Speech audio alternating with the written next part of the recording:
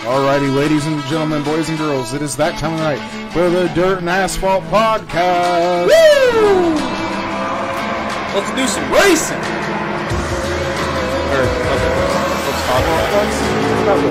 Let's talk about some racing. Hi, folks. Welcome back. Alrighty, so if you haven't got it... You sound like Betty Crocker when you said that. Hi, folks. Hi, folks. Welcome back. Hi, folks. Welcome back. Or Martha Stewart. That's what I was thinking of, Martha Stewart. Thanks. So, folks, if you haven't got a chance yet, after this, don't go during this, after this, go back. We just wrapped up a great interview with Mason Daniels. A lot of fun. Great kid. Good young kid. He's going to go places. Talented. Win a lot of sprint car races. So we got some stuff to go through, Alex. We got a busy night. First off, if you haven't noticed, you probably did if you watched the Mason Daniel interview and you're joining us, and if you're just joining us, I bet you noticed kind of a change on the table. If you're just joining us, welcome. Yes, welcome. Thank you. Why do I have a pink pin? I don't know. You grabbed a pink pen somehow. Go ahead. Tell them about the die-cast cars. So, we got some new die-casts here. These are 124 scale cars. I'll start off. I know they're probably a little blurry. We don't have the best camera just yet. Like our faces. Okay. On that note, we'll start here. We got the number 22 Pennzoil Jack Hoddenchild car. Next to him, we have the number 75 Mopar car that Joey Saldana drove. Over here, we have a 94 Hughes Motorsports 94 Dale Blaney car. As usual, we have a number 11 Steve Kinzer Quaker State car. One of the best looking cars, in my opinion, is we have a number 1 Slam and Sammy Swindell Hooters car, followed by a beautiful number 18 Brad Doty Silver Bullet. I don't think Hooters is around anymore. They're in Des Moines, aren't they? No, they closed in What? Des Moines. Yeah. Why? I think they went bankrupt. Bankrupt? Yeah. No, I think the liberals probably got offended, didn't like seeing boobies anymore. I don't think so, and we're not talking about that. Okay, so now that we've gone through that whole deal, man, what a weekend of racing. I want to start off, and this is credit to my friend Mike Mallett with Dirt Track Digest. What'd Mike do? Well, he is the one that told me about this race that happened at the Orange County Fair Speedway during their centennial. We're going to New York. Yeah, we're going to New York to Big Block Modified Country. Yeah. Orange County Fair had their centennial days, which it means 100. It's been around for 100 years. So we know what centennial means. Well, I'm just, most people know what centennial means. In honor of that, they did a big block modified race, highest paying big block modified race. It paid $100,000 to win, 100 G's. That was won by Matt Williamson. That's got to be a record for big block modified racing. It was. They had 69 cars enter. 69. And out of that 69, Matt Williamson was the winner of that 100 G's. 100 G's? 100 G's. Hold off Stuart Friesen. And some other big names. Billy Decker. That's a big name. Yeah, he held those guys off. So congratulations to him and a shout out to Mike Mallett. Where was this at? Orange County Fair Speedway. How big of a racetrack is that? A big track. Yeah, but how big? I think it's a 3/4 mile. I know those guys race on a lot of big tracks. Like, how many laps was it? Like, they race some long races out in big block modified country. I want to. It's probably 100 laps. I think it was. I think it was 100 laps, 100,000 to win. No, I think it was. I read the article. 100,000 to win, though. If you want to find out more about that race, go to Dirt Track Digest or to Dirt National. Mike just commented on it right there. 5/8. Hey, I was right. Holy. Or no, I said 3/4. You said 3/4, bud. It's close. No, 3/4 is a lot bigger than 5/8. Well, that's true. That's huge. That's okay. Mike, how many laps was that? Since we have Mike watching right now, he can tell us. He can tell us everything we need to know about big block. That's true. He can, and he did. If you go back and find the episode, we had him and the one and only Sasquatch on. Sasquatch. Alex. That was the first Sasquatch I've ever met, not named Safe Grafke. Wow, that hurts. You know that? You kind of look like a Sasquatch. No, I don't. 160 anyway. laps. 160 laps. 100,000 to win. That's a lot of laps. Yeah. Yes. They race a lot of long races. So speaking of things that are big, Alex, you can tell us about You are unbelievable. You're such a child. Oh, what? Why don't you tell us about something that happened that hasn't happened in a long time? Kind of like maybe we had the World of Outlaw I was late gonna say models something, back but I'm not. at the Williams Grove Speedway. Yeah, that was a big deal for big weekend of late model racing in general across the country. As Safe mentioned, the World of Outlaw late models made their return to the Williams Grove Speedway. First time in 31 years, 1988, April 26th of 1988. And actually, this is kind of the crazy thing about this. This is the first time they've been back to the Williams Grove Speedway. It's actually the place where they actually had the very first World of Outlaw late models sanctioned race. And it's taken them 31 years It's to go taken them back. 31 years to get back to the That's to the crazy. place where it all began for them. That's crazy. See, that's something. I'll be honest with you here, Safe. We'll be honest with the fans of Dirt and Yeah. Asphalt. I didn't realize this till I started doing a lot more research that I've been doing here lately. That's scary. Shut up. Says the one calling me Sasquatch. I'm offended. I'm triggered. Good. I don't like that. You should be.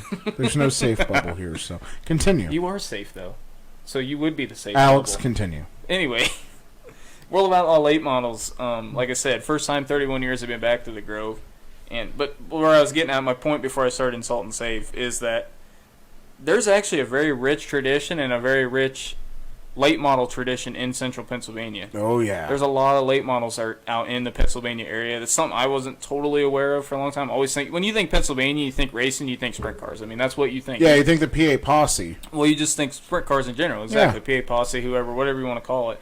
But no, there's a lot of late models out in that area of the country. And Friday night, they're at Williams Grove.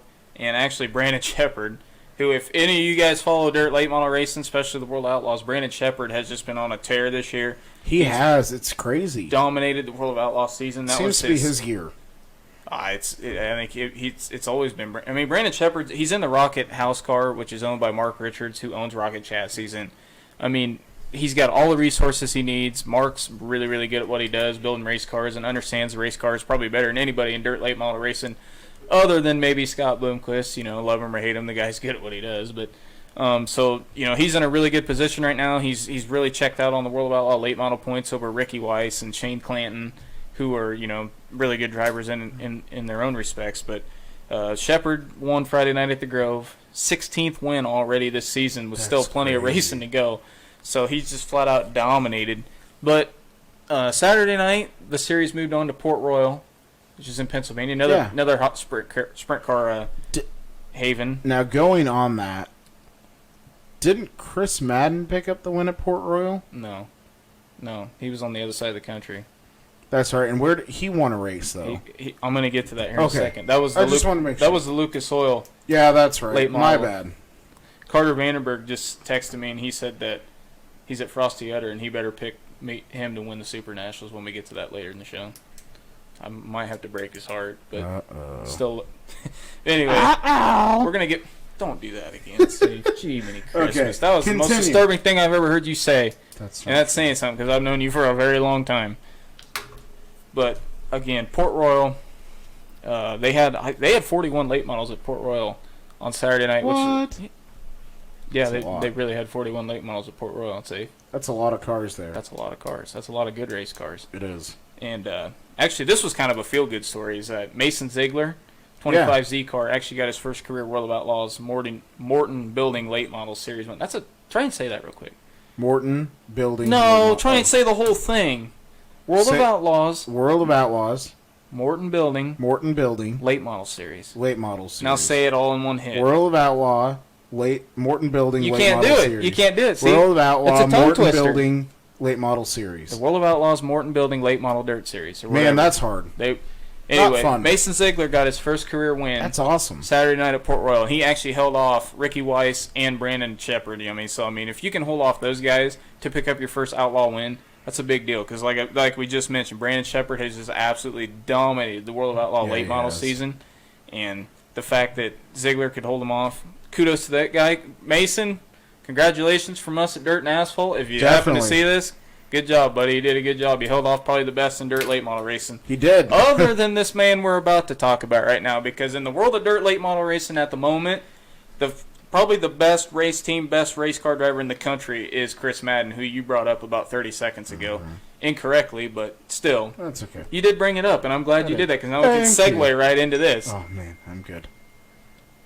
But, so this weekend in Batesville, Arkansas, they had the 27th running of the Comp Cams Topless 100, which is a race where they actually go and they actually take the roofs of the cars off, and they run topless. It's just, awesome. With just the roll cage exposed. You should There's watch no roof. it. Go back and find it and watch it. It's a great. I'm not race. sure if it's even on the internet or not. I think it is. I haven't seen any highlight No, it's videos okay. from it, but maybe Lucas Oil Racing TV or something. I don't know. They might be on there. Try Hey, to find scroll it. down to something. Somebody might have commented. Well, that's on okay. there. Just keep on talking. I will. I'll scroll. You talk. You shut up, Safe. You shut up. No, you just told me to talk, then you told me to shut up. Now talk. Anyway, so this weekend at the Batesville Motor Speedway, 27th annual Comp Cans Topless 100, and it was a 3-day show. And on Thursday night, probably the hottest late model driver in the country, Chris Madden, who's actually teamed up with Scott Bloomquist Yeah. and has just won everything leading up to the Comp Cams Topless 100. I mean, 2 weeks ago he won the USA Nationals, paid $50,000 to win in Wisconsin with the World Outlaw Late Models. He just dominated that event. Then just the week prior to that, during the Knoxville Nationals, they actually ran what they call the North-South 100 in Florence, Kentucky. And for the Lucas Oil Late Models, another $50,000 to win race. Chris Madden won that. So now we're at 2 crown jewels in a row that Chris Madden's won. And this weekend was no different for Chris Madden. Ended up picking up the $40,000 to win 100 lap Comp Cams Topless 100. That was his first win in that race. And I don't know who's going to beat this guy right now in the late model world. I mean, I know Brandon Shepard's running with the World Outlaw Late Models. I mean, he's probably the only guy right now who's consistently as fast and as dominant as he is in late model racing. But they got that Bloomquist number 0M rolling really, really good right now. And I'll be honest with you, I'm not sure anybody can beat him right now.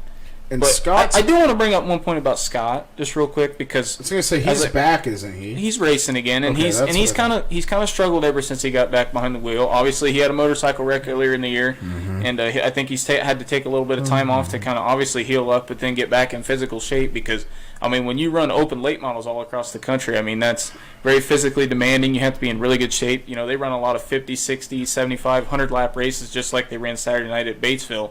And I think Scott has kind of struggled to this point, but actually the night before, Friday night at Batesville, Scott picked up his very first Lucas Oil late model win of the season, and it was his first win since July of last year. So it's actually been, which is hard to believe with how much Scott Bloomquist has won in his career, that he actually picked up his first series win in over a year. It was July of 2018 was the last time that Scott won a Lucas Oil late model race. So 100%. I mean, I know Scott's probably one of the more polarizing figures in late model racing. He's loved by many, and he's definitely hated by many. Oh yeah. So probably for good reasons, but I mean, he's definitely probably the best dirt late model driver / mechanic, car builder, car owner, whatever you want to call him. Yeah. He's done it all, doing it all right now that Definitely. we've probably ever seen. So it's really, really cool to see Scott get a win after everything he's been through. Right. But So that's pretty much all I got on the late model front right now, Safe. Okay, well, I'll go ahead into the just a couple sprint car things real quick. We're gonna keep it a little briefer. Briefer? Yeah. Is that a word? Yeah. It's just So brief. let's start out. I want to give a don't- shout out to my buddy because I know I've. Can I say something real quick? Okay, no, we're not gonna. You do don't this. say briefer. It's brief. Okay. I'm going to keep it We're gonna brief. okay. Okay. Whatever. We're gonna move into You're the marrying a teacher and you don't even know how to speak. Alex. Not the time. We're moving into the Canadian Nationals. Canada? Canadian. Why are we going to Canada? I'm just kidding. Continue. Unbelievable. I know I messed his name up earlier this year, folks, when I gave him a shout out. Is this who I think it is? Justin Cox. That is how it's said. That's how you say it. Not how you said it. He picked up a win at the Canadian Nationals. What was he doing in Canada? He's from California. I know. Well, that's not. I don't think it's too far of a drive. Yeah, it probably is. I don't know. Yeah, where it is. where was he running in Canada? Where was this at? I'd have to look it up again. I think it's over closer on the New York side.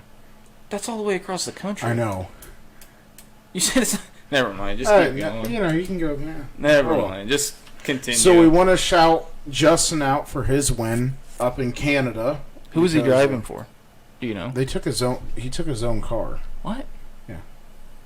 Okay, whatever. Just keep talking. Anyway, and then as a lot of people have seen, the World of Outlaws ran in North Dakota, Grand Folks. Grand Folks. Grand Folks. Grand I'm Forks, kidding. bud. I know. I was joking. Come Can I not on, do that? safe. I know it's Grand Forks because we had Mark Dobmeyer, whose top wing that is over there. Yeah. We had him on. Don't mind the T-shirt that's hanging on the top wing. That's my Yeah. T-shirt. Yeah, that is. Yeah. And so Donnie Schatz picked up the win. No shocker. But the shocker of the night was... It's kind of a shocker because he's been off a little bit this year. Yeah, I mean, he has. if we're gonna be honest, I mean, we all love or hate Donnie Schatz. I mean, I tend to actually like Donnie Schatz. I know I a don't lot of mind people him. don't. I like him. But he's kind of been a little off this year on that Outlaw That's Tour. what I'm saying. It was kind of a shocker. And with that win, though, right now he is the high point man for the World of He Outlaws. took the points lead back from Brad Sweet. He did. But the shocker, And I know the real thing of the night that got everyone was when we had a car that ended up just setting up on top of the on the catch fence and on the turned catch straight fence forward. on top of the pole. What an interesting event there. You ever seen anything like that before, Sam? I haven't. I haven't. I mean, I'm Perch sure, up on there like that. I'm I sure haven't. it's probably happened before. Oh, I bet but, it has. I bet it has. I kind of feel, honestly, God, I feel bad for that kid. It was Brandon. It was Brendan or Brandon. I think Brendan Mullen. And like, have you seen how many memes have been put on Facebook and social media with that car? That's crazy. I mean, Like, I feel bad. That for the kid, that kid is now famous, or that guy, I should say, is famous for all the wrong reasons now. Just because, Did you see the video Dirt Vision released of that? They caught it on camera. Yeah. On one of their cameras. Mark Dobmeyer Racing had it too, and they actually had it on the backstretch. Did you? It was just kind of weird though. I mean, it's like the car bounced into the air straight, 4 wheels up, and just literally just landed on top of that It post. did. It was like perfect. I don't understand how that happens, but it did happen. It was It kind did. of weird. It was just one of those freak accidents, I guess you'd call It it. was kind of cool though. So, Alex, I know we had a great night race at Bristol. That was, I'll tell you what, it was one of the best NASCAR races I've seen in a Why long don't time. we break that down, and I'll let you start off. I about broke down at the end of that race Okay. because Matt DiBenedetto got second. I about cried. I felt bad for It's Matt. okay to cry, isn't it? Yeah. Is it? Yeah, I felt really bad for Matt. I thought he was going to He have was that thing wrapped up. so freaking close to getting He that win. was so close. He led, I don't know, in the last 100 laps, he probably led 70 or 80 of them. And Well, he they just, said Denny took the lead with Hamlin took the lead with 12 laps to go. yeah. Why don't you tell us? You got to watch it. I didn't get to I watch did. it. So why don't you tell us what I happened? watched the last, I don't know, probably the last 250 laps of that race, and Okay. it was a pretty good race. Obviously, when Matt DiBenedetto took the lead, place went crazy. I bet. And for you guys who maybe don't follow NASCAR as close, and it was announced earlier this week, that Matt, he drives for Levine Family Racing in the Cup Series, and it was announced earlier this week, I think on Tuesday, that he would not be returning to that car for 2020, and I know it upset a lot of people. I know that race team is actually affiliated really, really closely with Joe Gibbs Racing on the Cup side, and there's a Toyota sponsorship, and Toyota is their manufacturer, and I think what the rumor is going around NASCAR right now, and I think it'll probably come to fruition, but you don't really know until it happens, is that Christopher Bell is probably going to be in that car next year because right now, Joe Gibbs has all 4 of their Cup cars. Mm-hmm. They're all taken. You got Hamlin, Busch, Jones, and who's the other one? Martin Truex. Jr. Martin Truex Jr.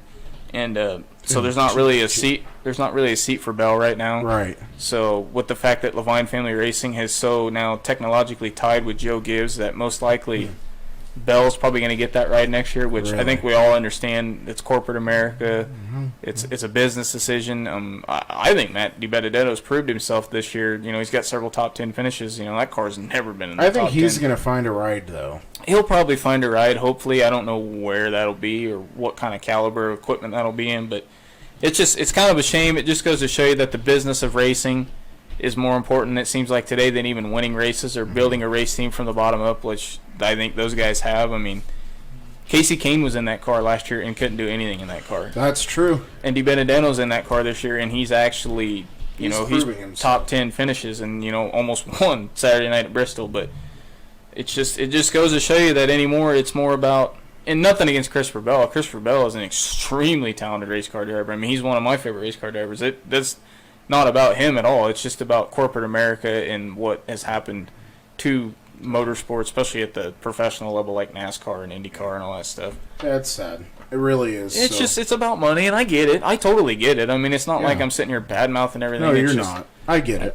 It just gets old. People get We it. all get tired of it, but no, the race itself Saturday night at Bristol was really, really good. Denny Hamlin and Matt DiBenedetto put on a really good show, and the thing that really hurt Matt is with about 20 laps to go in lap traffic, he was trying to get around Ryan Newman going down the backstretch, and Newman just has a reputation for being rough and running into people and being hard to put a lap down, which I get it. He's racing for his, you're not just going to give your lap up to the leader. But he raced Matt a little too hard and checked up going down the backstretch and put Matt into the fence. And it caused a little bit of left front damage, and it kind of poked a hole in the splitter.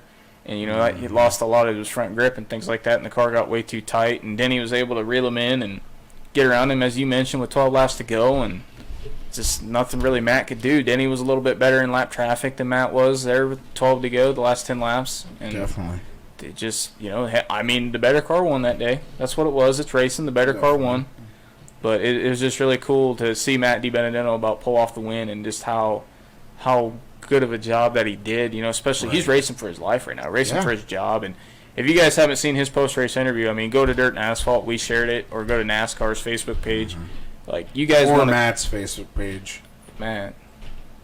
DiBenedetto. Oh, yeah, Matt DiBenedetto. I'm sorry. But, yeah, go to his page and check that out. Yeah, you guys want to see that interview. You want to see a guy who pours his heart and soul into something. That's your guy. It's true. That's your It's guy. true.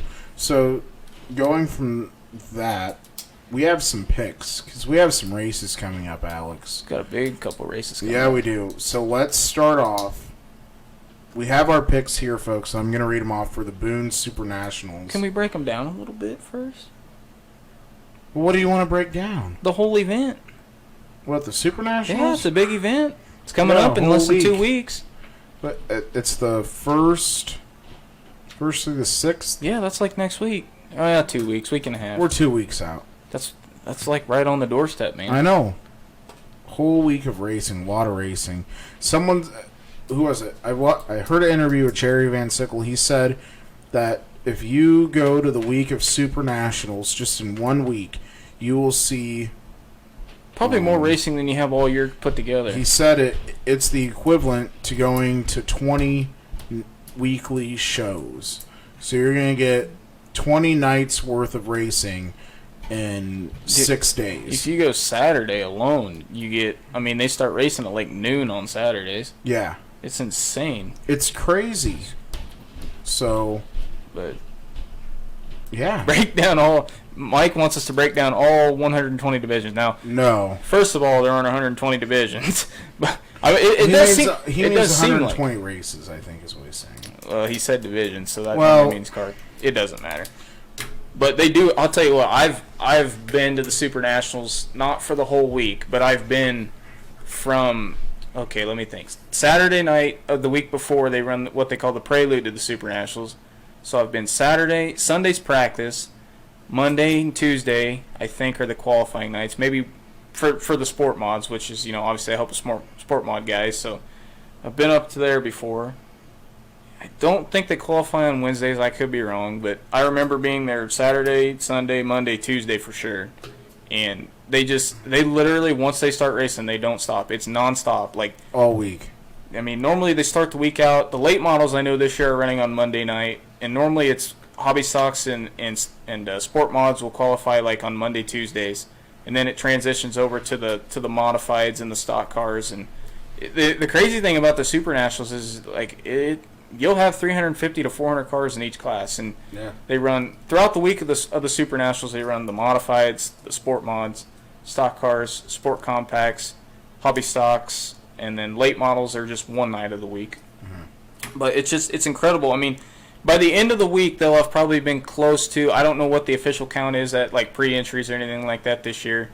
But typically they have anywhere from 850 to I've seen almost 1,000 cars will attempt to qualify That's for the crazy. Boone Super Nationals on Saturday night between the 6 divisions that race. It's insane. So we're going to go through 5 divisions each. I'm going to tell the people Is who it we 5 have or to- 6?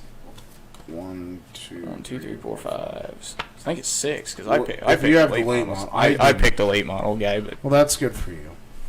thanks, bud. You're welcome. So we'll start with Sport Compacts. You picked Trent Orwig. I picked Brandon Housley. Why did we make those picks, Steve? Why not? Sport Mods. You picked Doug Smith. I did. And I picked... And the guy, I probably just lost my job on my Sport Mod team. Probably But did. that's okay. I picked Braden Carter. Really? Yeah. You think Bray's going to get it I done, think huh? this is Bray's Okay, time you to need shine. to you need to break that pick down though. Why? We just need to break them down. No, Why? we don't. Yes, we do. No, we don't. That's what we do. We analyze. We talk about. I just think it's Bray's time. He's having a good year. He is, but I just think that Bray can get it done. you think so? Yeah. Why do you think that? I just think it's his time. All right. I just have a gut feeling That's on what that you're one. going with. I picked Doug, right? Yeah, you picked Doug I picked Smith. Doug Smith. Yeah, I think that's a good pick. He's a former champion. He He's is. fast everywhere he goes. Stock cars, you picked Damon Murdy, I did. the Chelsea Charger. he's the who's defi- having a. He's the defending Super Nationals champion. I He think is. he's going back to back. I picked Johnny Spa. Johnny's really good. He has that car working good. He's been winning races Do you this year. think he's going to run the Super Nationals? Yeah. Okay, that's who you're going with. Okay. So I'm going with Johnny Spa. All right. Hobby stocks, you picked Clint Nielsen. No, I picked Cody Nielsen. Cody Nielsen, sorry. I don't know why I said Clint. I don't know. Anyway, you picked Cody Nielsen. I picked Eric Knutson, and Eric is right now 4th in points at Boone. He's won there. I just think he's going to be a really good car come Super Nationals time. I'm saying look out for him. Modifieds, no shocker to who you picked. You picked Richie Gustin. Richie Gustin. I mean, No how can you shocker. go against? I know. How can you go against? Well, Richie? I did. I went with Tim Ward. Yeah, that's probably a fair I pick. think Tim's going to be really good. But I mean, just look at Richie, man. I mean, he's won a ton of big races this Yeah, year. He's that's won true. several dirt tour races this year. You know, he's him and his brother Jimmy are really, really good at Boone. And the thing about Boone is that Boone it's as much a skill and effort as it is luck. It is. Luck is incredibly important at the Super Nationals, and here's why. Because A, you draw for your starting spot in your heat race, Right. and B, where your heat race lines up in the order. Because on your qualifying night, there will be 30 heat races in each class. At least. And they typically at Boone, every 10 races on qualifying night and on Saturday night, the whole week they will farm every 10 races. So you may go from, if you're in heat race 10, the racetrack may be very, very hard, very slick, and very racy. You might be able to go to the top, go to the bottom, and run, even in the middle possibly, unless it's really, really slick through the middle. And you'll have an opportunity, especially if you're buried in a heat race, to come from the tail and make it to the front. Where if you start in heat race 11, they may farm in between that heat race, and then when you go out the racetrack's just complete grease. It's just greasy, no traction. Can't even get on the gas. Follow the leader. Just follow the leader, and nothing you can do. Or they may just stack it all up and wreck. Because that's true. That's the That- one thing that's about happened. Boone. They wreck a ton of cars at Boone They do. because of the style of racing. So we have 2 more things to pick. We have the Fall Challenge and then Late Model Nationals, Saturday night Late Model Nationals. Man. So let's start with the Fall Challenge. I'm going to which is pick my late September. model nationals pick already. Okay. Chris Madden. I picked Mike Marlar. Okay. All right. That's fair. Mikey's a good driver. He's Yeah, he is. he's won it back to back He has. before. He could do it again. So Front Row Challenge, not Front Row Challenge. We just man, had that I know, safe. I know. Fall Challenge, which is September 21st and 22nd. I'm going to be able to read that. Okay. Oh, there's Clayton. What's going on, Clayton? So let's start with Sport Compacts. This is for the second night. This is for Saturday night? Yeah, So we're this not is picking Saturday. both nights. We're just picking the one night? We can pick both. I guess it doesn't really matter. Let's pick both. Let's pick Saturday night. I think Saturday night probably pays more. Okay, so who do you have in Sport Compacts? Sport Compacts? Yeah. Oh, man, it's going to be hard to go against Trent Orwick. I mean, Trent's won a pile of races at Southern Iowa Speedway this year. I'm going Housley. He won the track championship, too, so I think he's my guy. I'm going with Trent. I'm going with Don't let me Housley. down, Trent. Okay. Brandon, yeah, he could get her done, Sport Mods, I get first pick this time because you just picked. too. Go right ahead. Okay. I'm going Carter Vandenberg. Are you seriously picking Carter? Yep. Who do you pick? This is tough because the Sport Mod division at Oskaloosa, I think, is one of the toughest classes in the entire state of Iowa. I mean, look at all the guys we got. We got obviously Curtis Vanderbilt. You got Braden Carter. You got Logan Anderson. I mean, Logan and Bray have probably been the 2 fastest cars in the entire state of Iowa this summer. Yeah, that's I mean, true. 1-2 almost everywhere they go. When they're racing against each other. But Oh man, this to me this is the toughest pick just because of how competitive it is. I'm gonna pick. Let's see. I'm gonna pick Logan Anderson. I actually started to put an A because I figured that's who you were going to pick. Logan Anderson, Okay. and then my wild card. I want a wild card pick in this class, just because it's so tough. No, we both get a wild card. Logan will count as my pick. Okay. But my wild card is. Gosh dang it, this is tough. Curtis has to be my wild card pick. Everybody's gonna hate me for it, but that's all right. I'm used to it. My wild card is going to be Colton Livesey. He's all right. He won Saturday night at Eldon. He did. Shout out to Colton on that Yeah. win. That Sounds was a like good him win. and Blaine Webster put on a really good show. Yeah, they did. So let's go to stock cars. This is you tough. get first pick. This is tough too because you don't even know who's going to show up I necessarily. know it's true. Man, it's really hard to pick against. You know, we got our weekly guys. You know, Caden Carter. Don't write that down yet. I'm not. I will say, if he shows up, Damon Murdy. Okay. But if he doesn't show up, you know, because obviously he's a farmer and that'll probably be about during the harvest season. I'll pick Caden. Caden. Yeah. I'm gonna go Nathan Woods. Okay. And if he shows up, I'm going Todd Reitzler. Oh yeah, that's a good pick. Yeah, that's fair. He's had a good year. Hey, scroll down real quick. Just calm down. It's just people. Tell me to calm down. So hobby stocks. Oh, this is another tough one. And I think I get a first. pick first? No, I do. Oh, okay. You go pick ahead. first. Alright. I'm going Dustin Griffiths. I'll go Mike Hughes. I think Ryan and then we'll get the 11 car on. I think they're going to show him who the boss is. Nothing's wrong with that. Nothing's wrong with that. I didn't say anything was wrong with that. I know. Safe. Jeez. Okay, so we have our picks made for We the picked- late model did we- nationals. Can we talk about the late model nationals or no? Yeah, let's do it brief. Brief? Yeah, Brief. brief. You didn't say briefly this time. I'm proud of you. You said welcome. brief. Let's keep it brief. Let's keep it brief. How brief are we talking here?